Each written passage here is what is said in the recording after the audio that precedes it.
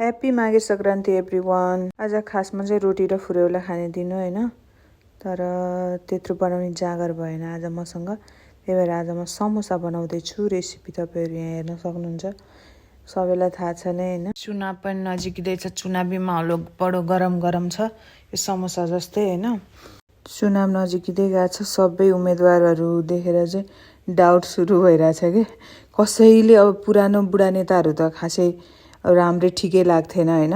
अब हुँदा हुँदा नयाँ बालेन कुलमान घिसिङ, रवि लामिछाने, हर्क साम्पाङ सब देखेर अब त झन् त्यो मिडियाले है के लाइक खबरहरू छापेर सब देखेर डाउट लाग्न थालिसक्यो। अब यो डाउटको बिचमा पनि होइन, जे जस्तो भए पनि यहाँभन्दा अगाडि चाहिँ हामीले पुराना नेतालाई भोट दिएकै हो, हामीले हेरेको कस्तो पर्फर्मेन्स गर्छन् भनेर। तर रिजल्ट हामीले देखिसक्यौँ। अब नयाँलाई एकपल्ट पालो दिउँ न त होइन, केही राम्रो हुन्छ कि जुवा खेलौँ। ल देशमा होस् क्रान्ति, ह्याप्पी माघे सङ्क्रान्ति भन्दै गएँ, बाई।